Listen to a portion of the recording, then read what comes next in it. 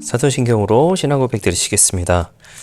전능하사 천지를 만드신 하나님 아버지를 내가 믿사오며 그 외아들 우리 주 예수 그리스도를 믿사오니 이는 성령으로 잉태하사 동정녀 마리아에게 나시고 본디오 빌라도에게 고난을 받으사 십자가에 못 박혀 죽으시고 장사한 지 사흘 만에 죽은 자 가운데서 다시 살아나시며 하늘에 오르사 전능하신 하나님 우편에 앉아 계시다가 저리로서 산자와 죽은 자를 심판하러 오시리라.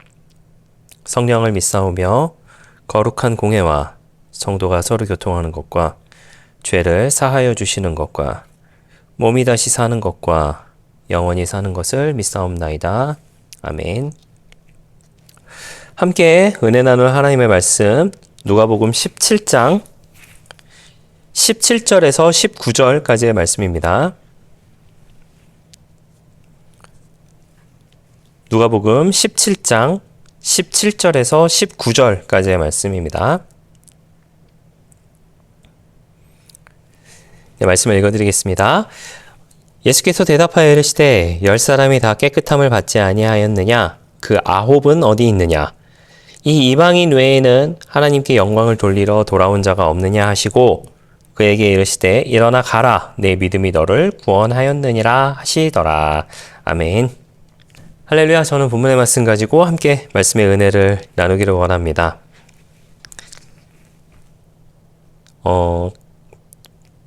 얼마 전에 이제 저희 아들이 제가 고마워라고 해야지 어떤 일을 했는데 제가 어떤 것을 했는데 제가 고마워라고 해야지라고 했더니 그냥 제 앞에 와서 씩 웃고 가더라고요. 그래서 제가 다시 불러 세웠습니다. 고마워라고 해야지라고 그랬더니 또 씩 웃고 가더라고요. 그래서 더 말 안 하고 그냥 말았는데 우리가 잘 못하는 표현 중에 하나가 여러 개가 있다라는 생각을 하게 되는데 제가 느끼기에는 우리가 삶을 살면서 가장 잘 못하는 표현이 저는 첫 번째로 미안하다라고 하는 것인 것 같아요. 미안하다. 그리고 두 번째가 고맙습니다라고 하는 표현인 것 같아요. 사실 한번 우리의 삶을 돌이켜 보세요. 제가 생각하는 것이 왠지 맞을 것 같습니다. 첫 번째로는 미안함을 표현하는 것에 대해서 우리가 아주 인색한 것 같아요. 그리고 또한 그 고마운 것을 표현하는 것도 아주 인색한 것이 아닌가라는 그런 생각을 하게 됩니다. 한번 여러분 오늘 삶을 사시면서 이제 이 새벽 예배 끝나고 나서 오늘 삶을 사시면서 우리가 한번 되짚어 보세요. 미안한 일에 대해서 내가 몇 번이나 미안하다라고 했나? 고마운 일에 대해서 내가 몇 번이나 고맙다고 했나? 라고 하는 것에 대해서 오늘 저녁에 한번 되짚어 보시기를 바랍니다. 그 고마운 것을 표현하지 못했던 사람들이 여기 등장하게 됩니다. 그리고 그것이 너무나도 큰 고마움이었음에도 불구하고 표현하지 않은 사람들이 등장하게 됩니다. 바로 나병 환자들이죠. 예수님께서 이 본문의 말씀은 이제 11절에서부터 시작하는 말씀입니다. 11절에서부터 19절까지에 있는 말씀인데 나병 환자들이 10명이 찾아오게 됩니다. 그리고 그 10명이 예수님 앞에 간구하게 됩니다. 그 내용이 11절에서 13절까지의 말씀인데요. 예수님께서 예루살렘으로 이제 가시게 돼요. 그리고 사마리아와 갈릴리 사이를 이제 지나가시게 되는데 그때 이제 10명의 나병 환자가 이야기합니다. 예수 선생님이여 우리를 불쌍히 여기소서라고 하면서 이야기를 합니다. 사실 그들은 나병 공동체라고 봐야 돼요. 나병은 당시 사회에서 아주 두려운 병 중에 하나였습니다. 육체적 고통뿐만 아니라 공동체로부터 격리되는 사회적 단절이 이루어지는 아주 어떻게 보면은 무서우면서도 비참한 질병이 바로 나병이었다라고 하는 것이죠. 그 나병 환자가 몇 명이 있었냐면 10명이 있었습니다. 그 10명이 예수님을 찾아오게 된 거예요. 그리고 예수님께 이야기합니다. 저희를 불쌍히 여겨주십시오. 근데 그 중에는 누구도 있었냐면 사마리아인도 거기에 포함되어 있었습니다. 사실 이 부분을 보면서 우리가 깊이 생각해야 될 부분이라고 저는 생각이 들어져요. 자, 무슨 이야기냐면 당시의 유대인들은 사마리아인들을 멸시했습니다. 그런데 그 공동체 안에 사마리아인이 있었다라고 하는 것은 힘들 때는 서로 의지가 될 수밖에 없었다라고 하는 거예요. 힘들 때는 네가 사마리아인이든 이방인이든 상관이 없었다라고 하는 거예요. 같이 그 고통을 나누고 힘든 가운데 있을 때는 그 고통을 서로 도와가면서 있던 어떻게 보면 좀 좋은 사이였을 것이다 라는 생각도 하게 됩니다. 자, 그것을 우리가 좀 기준으로 생각을 하고, 기본으로 생각을 하고 계속해서 좀 한번 보도록 하겠습니다. 그런 상황에서 우리를 불쌍히 여겨달라라고 외치죠. 무엇을 한 것입니까? 믿음의 표현을 한 것이에요. 어떤 믿음의 표현을 한 것이냐면, 예수님은 우리를 치료해 줄 수 있다라고 하는 것을 믿는 것을 표현한 것이다라고 하는 것이에요. 다시 한번요. 예수님은 우리를 치료해 줄 수 있다라고 하는 믿음을 표현한 것입니다. 그렇게 표현을 하게 됐어요. 그리고 나서 예수님께서 뭐라고 말씀을 하시냐면요. 제사장들에게 가서 너희 몸을 보여줘라 라고 이렇게 말씀을 하세요.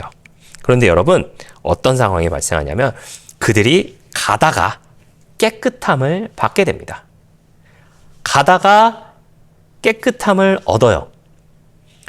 믿음의 증표로서 깨끗함을 얻게 되었습니다. 여러분, 놀라운 일 아닙니까?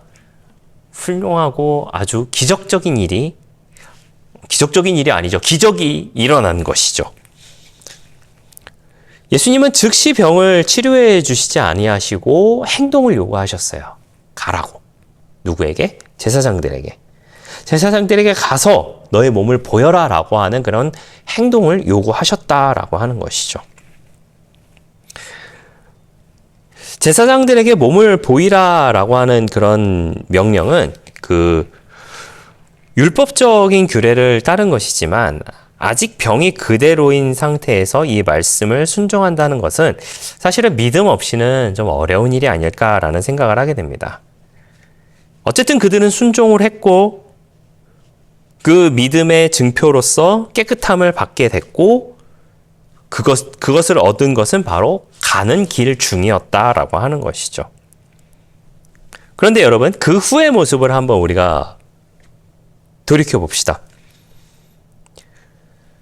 한 사람만 이제 예수님께 돌아오게 돼요.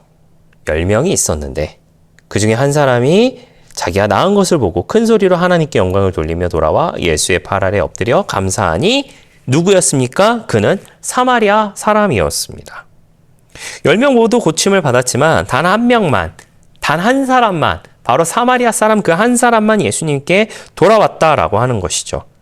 그는 자신이 고침받은 것을 보고 하나님께 영광을 돌리며 예수님께 감사를 표시했습니다. 사마리아 사람만.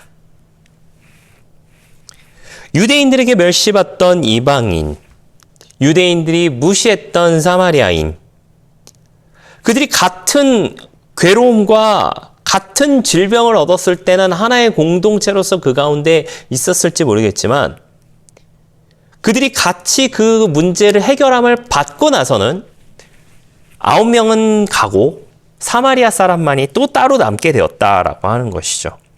그리고 그 사마리아 사람은 오히려 진정한 감사와 그리고 그 표현을 예수님께 돌아와 하게 되었다라고 하는 것입니다. 감사라고 하는 것은 저는 이렇게 생각합니다. 믿음의 온전한 증표라고 생각을 하게 됩니다. 하나님이 주신 은혜를 생각하고 그 은혜를 베푸신 하나님 앞에 다시 엎드려질 수 있는 것이야말로 바로 온전한 믿음의 증표가 바로 감사라고 생각을 하게 됩니다.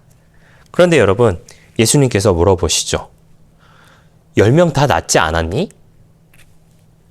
근데 그 9은 어디 갔니? 왜 너만 돌아왔니? 너는 심지어 이방인이지 않니? 하나님께 영광을 돌리러 온 게 왜 너뿐이니? 그리고 나서 예수님께서 이렇게 말씀하십니다. 가라, 내 믿음이 너를 구원하였다. 여기서 말하는 구원이라고 하는 것에 대해서 저는 여러 가지로 생각이 들어지게 됩니다. 예수님의 말씀 속에 아홉이 어디 갔냐고, 왜 감사하는 사람이 너밖에 없냐고 이렇게 물어보고 계시죠. 예수님은 단순한 육체적 치유보다 더 내적인 것을 분명히 원하셨던 것 같아요. 바로 하나님께 영광을 돌리는 삶, 즉 예배의 삶을 예수님께서는 분명히 원하신 것 같습니다. 그리고 감사라고 하는 믿음의 증표로서 보여지는 그런 삶을 예수님께서는 원하셨던 것 같아요. 그저께 설교했던 그 바리새인들의 모습과는 아주 대조적인 모습이라고 저는 생각을 하게 됩니다. 바리새인들도 분명히 드러내는 신앙을 보여줬어요. 그런데 그들이 드러내는 신앙은 사람들에게 보이려고, 내가 너보다 더 우월하다라고 하는 것을 보여주려고, 그리고 율법을 마음대로 해석하는 그 모습. 그러나 지금 돌아온 이 한 명의 바리새인은 사람들한테 보여지는 모습이 그저 단순한 내가 너보다 더 우월하다, 내가 너보다 더 신앙을 잘한다, 내가 너보다 더 신앙생활 열심히 한다, 그게 아니라 나는 하나님을 온전하게 경험한 사람입니다, 이제 나에게 남은 건 감사뿐입니다 라고 하는 그 믿음의 증표를 보여주는 삶을, 또 다른 의미에서 보여주는 삶을 지금 보여주고 있다라고 하는 것이죠. 사랑하신 성도 여러분, 저는 이 말을 잘 많이 하는 편은 아닙니다만은 한번 여러분에게 여쭤보도록 하겠습니다.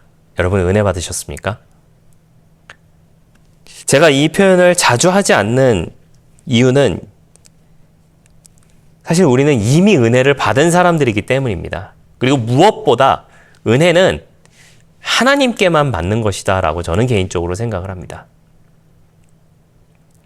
하나님께만 받은 은혜, 그 은혜는 나를 위해 모든 죄를 다 짊어지시고 십자가에서 물과 피를 다 쏟으심으로 당신의 목숨까지 내어주셔서 죽음이라고 하는 것을 나 대신 맞이해 주신 그 예수님의 사랑, 그것이야말로 우리가 받은 최고의 은혜, 유일한 은혜라고 저는 생각을 하기 때문에 사실 은혜 받았습니까? 라고 하는 표현을 그렇게 많이 사용하지는 않아요. 하지만 다시 한번 여쭤보도록 하겠습니다. 여러분 은혜 받으셨습니까? 그렇다면 하나님께 감사하는 삶을 살아야 하지 않을까요? 그리고 감사함의 모습이 바로 우리의 믿음의 증표다라고 하는 것을 우리가 기억하면 좋겠습니다. 이 말씀은 우리에게 이런 질문들을 하고 있는 것 같습니다. 은혜를 받았습니까?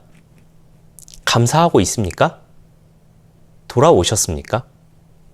이런 질문들을 하고 있는 것 같아요. 은혜 받으셨습니까? 그러면 감사하시기 바랍니다. 감사하셨습니까?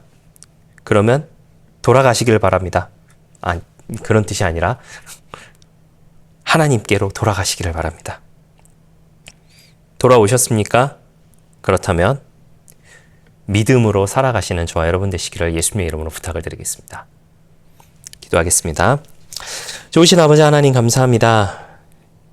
10명 중 9은 자기의 길로 갔지만 사마리아인만이 예수님께 돌아와 자신의 믿음의 증표를 감사로서 표현을 했습니다. 감사 속에서 진정한 믿음의 길을 갈 수 있는 우리 모두가 되게 하여 주시고 우리에게 주신 은혜를 기억하며 하나님께 영광 돌리는 삶을 살아가는 우리 모두가 되게 하여 주시옵소서. 감사를 드리며 예수님의 이름으로 기도했습니다.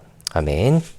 하늘에 계신 우리 아버지여, 이름이 거룩히 여김을 받으시오며 나라가 임하시오며 뜻이 하늘에서 이루어진 것 같이 땅에서도 이루어지이다.